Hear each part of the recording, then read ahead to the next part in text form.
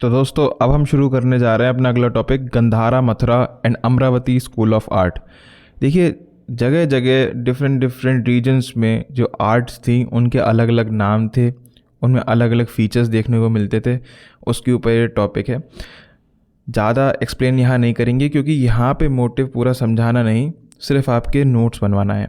तो इंट्रोडक्शन में आप लिख सकते हैं, major school of ancient Indian sculpture art developed mainly during Kushana and Satvahana period, closely associated with Buddhism, represent regional artistic styles।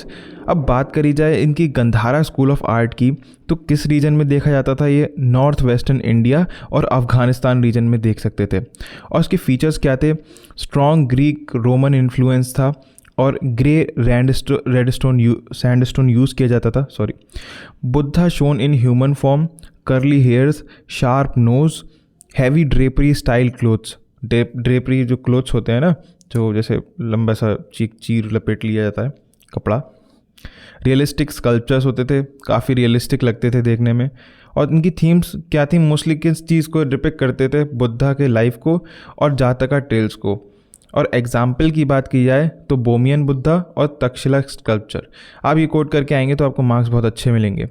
अब आ जाते हैं मथुरा स्कूल ऑफ आर्ट पे। तो रीजन क्या था? Mathura reason UP. और फीचर्स क्या थे? प्योर इंडियन स्टाइल, क्योंकि भाई मथुरा है ना। रेड सैंडस्टोन यूज़ किया जाता था, स्पिरिचुअल एक्सप्रेशंस थे, thin transparent clothes, Buddha images with काम फेस। और इसकी थीम्स क्या थी?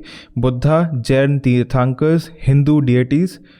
और इसके एग्जाम्पल की बात करी तो सीटेड बुद्धा और स्टैचू ऑफ मथुरा। थोड़ा सा वैल्यू एडिशन पॉइंट्स हैं। Indigenous Indian artistic tradition important और इम्पॉर्टेंट प्लेसेस कौन सी थी? मथुरा की। अब आ जाते हैं अमरावती स्कूल ऑफ आर्ट पे। इसका रीजन क्या था? आंध्रा वाला रीजन था। और इसके फीचर्स क्या थे? वाइट मार्बल यूज़ किया गया था, डिटेल्ड कार्विंग्स थी, डायनामिक मूवमेंट इन स्कल्पचर और नरेटिव स्टाइल था। थीम्स की बात करी जाए तो जातका स्टोरीज और बुद्धिस्ट सिंबल्स इसमें डिपिक्ट किए जाते थे। एग्जाम्पल्स की बात करी जाए तो Amaravati stupa sculpture. Value addition में आप लिख सकते हैं high decorative and narrative quality. Important places कौन से हैं? अमरावती स्तूपा। और डिफरेंस में हम देखेंगे गंधारा, मथुरा और अमरावती स्कूल आर्ट के। बात करी जाए, एक सेकेंड में पेन ले लेता हूँ क्योंकि यहाँ पे आपको कन्फ्यूजन हो सकता है। गंधारा स्कूल ऑफ आर्ट में आपको ग्रीक इन्फ्लुएंस देखने को मिलेगा, ग्रे रैंडस्टोन देखने को मिलेगा, ग्रे स्टोन रियलिस्टिक देखने को मिलेगा और हैवी ड्रेपरी देखने को मिलेगी। और मथुरा स्कूल ऑफ आर्ट में Indian style, red sandstone, spiritual होंगे और थिन क्लोथ्स होंगे।